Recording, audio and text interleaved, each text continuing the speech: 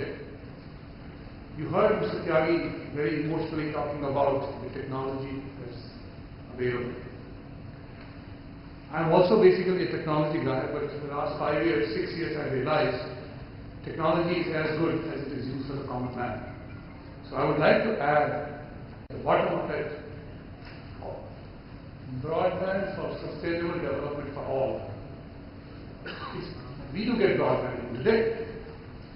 The question is it equitable, divided, and available to everybody in the country? The answer is no. And a very strong no. And there is no hope that we will get it. So when we talk about development, and I think you can see just now we had a presentation, and the single plank that Modi ji had was development. All other agenda items are gone. The single agenda item is development. And that you see there, the development component that you are talking about. That's coupled with what is called sustainable development. So if you do development and it's not sustainable, it becomes a problem. There are essentially three pillars on which we work on sustainable development: the economic growth, the social inclusion, and environmental balance that we talk about. Once we look at all these three components, then you find that almost every country is now working on so-called national broadband policy. What does it really mean? Broadband today is considered as a right, like food, air. The hope on broadband for the people is like penicillin, the general purpose antibiotics, electricity. So if you look at most of these international agencies talking about broadband for development, sustainable development, they assume that education will improve, they assume health will improve, governance will improve, and everything will improve. Yes, the answer is it's possible to do it. So the whole area gets divided in two parts. First is, how do I take broadband to the people? What is the really definition that I am looking for the broadband? Is it 512 kbps or 2 Mbps?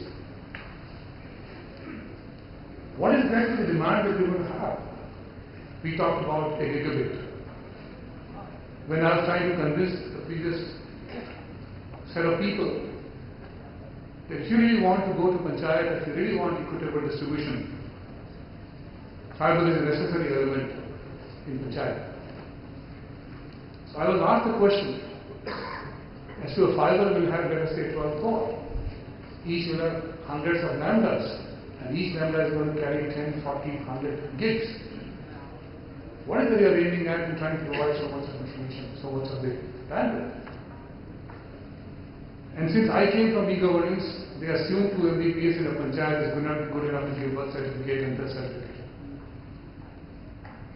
And I said that we are not looking at e-governance. We are looking at an ecosystem that is required to be built in the village for development and growth. I said, today in urban area, every kid at the age of 5, 6, 7 is IT savvy, and he has distinct advantage over our brothers in the rural area who have no access to it. If there is something goes wrong to your dog, you just go up to the net and find out exactly what has happened. So the question was that we are talking about an ecosystem that is to be built and not a service that we are talking about for giving it away. So as soon as you talk about that, the key issue starts building up. Is it possible for me to provide cost-effective broadband solution? I'm afraid we have not been able to find a solution as yet. The NOFN, the NKN have been very deeply associated and initiated these exercises. There are too many gaps still available before a common man will get water to the field. I think that's one area that I thought I would like to bring into notice. If you really want to provide a bandwidth for 6 hours a day to a small kid in a village who is studying, let us say, class 9? At what cost will you give it? Today, the calculations that NeGP has shown takes 20,000 rupees a year. So the question is not as to what is my technology providing me today, the question is what can my fellow afford? So my answer to the group was, if it costs 250 rupees or 200 rupees a month for a cable TV, for an entertainment, he cannot pay more than that. So I fit my constraint for the development that I need for 200, 300, 400 rupees a month. You choose technology, you choose business models, and you choose the policies, I don't care.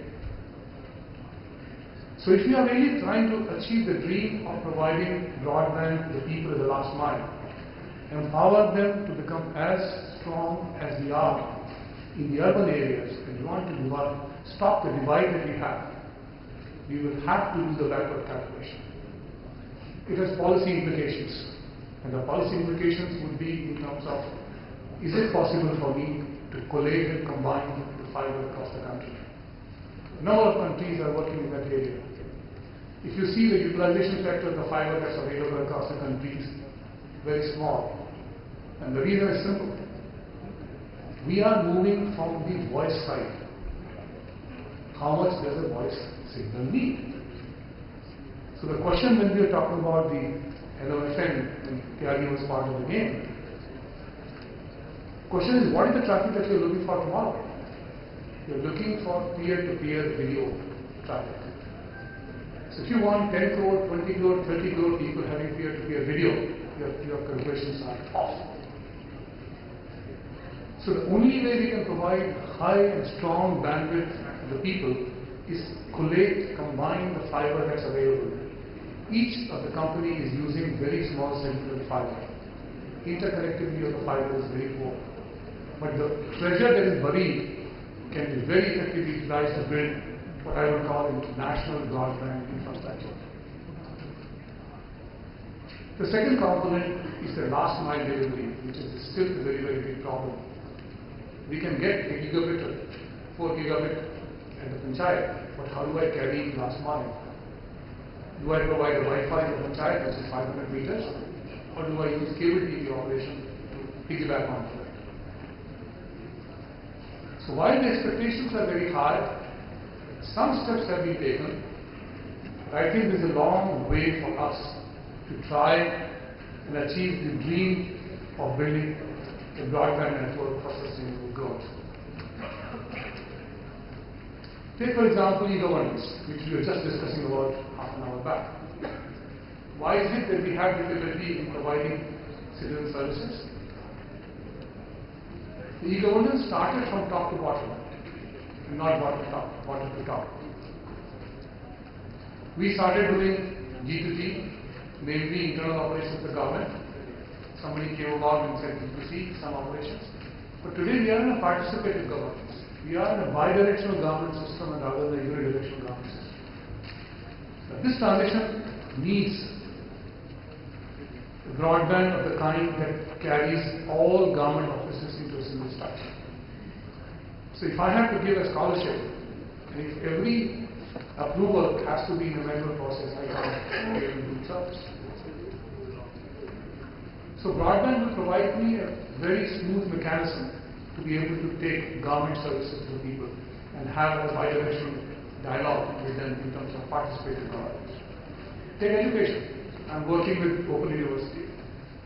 My first question to them was, can we have 20 lakh people trained by you? The answer is no, because they still follow the same pedagogy that they were following at the top of the world.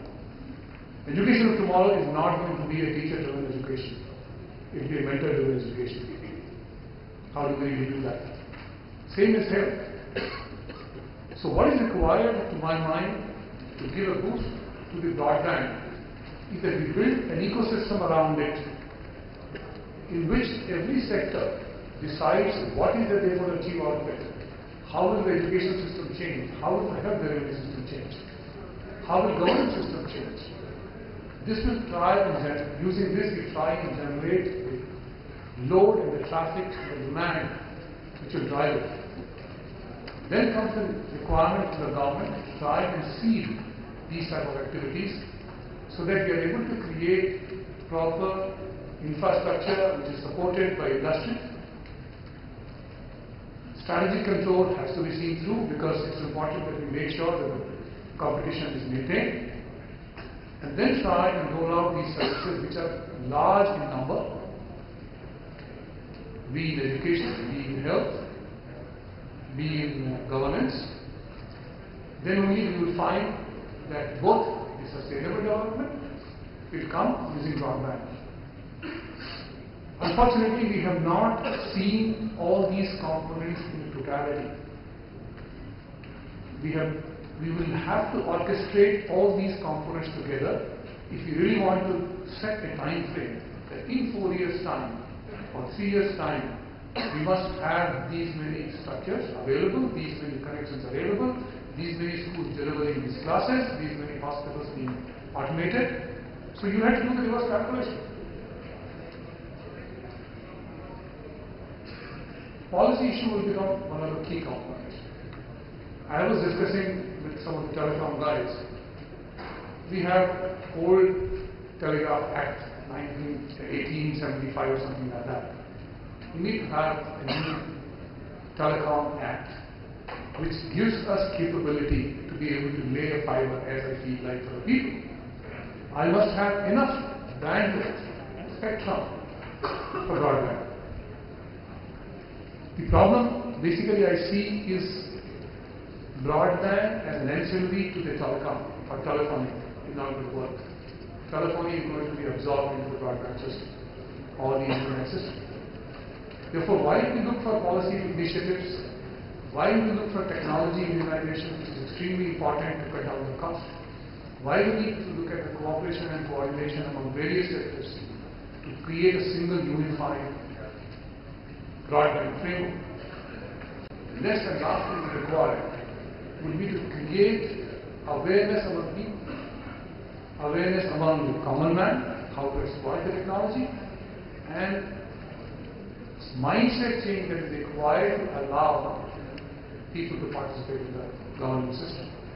I think if we take all these 4 or 5 components together, look at the entire system, componentize it, make an action plan for each of these systems, and see that coordination takes place. I am absolutely sure, and as I was asked once, this will not take more than 3 to 4 years maximum of our task. It's not necessary that we do everything one shot, but we can prioritize it and put them together for an execution. And in 3 years, if we do that, you will see the transformation that IT has done in other areas. The fruits of that will be available to the common man at the bottom of the pyramid. I have seen great innovations at the bottom of the pyramid.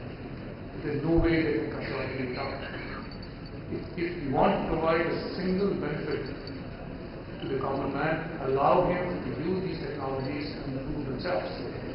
It is possible that we can integrate the broadband initiative with the service delivery initiatives that most of these social sectors are talking about, and make sure that we deliver your service. You see, your banking, financial inclusion hasn't really taken place.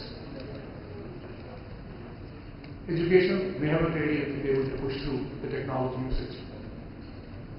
On the other side, when we sit in that LOS and we realize that there is no application to use.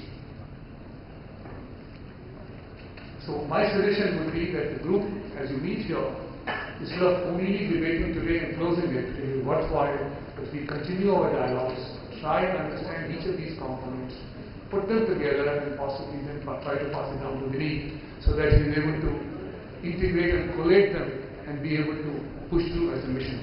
Thank you very much. All the best for the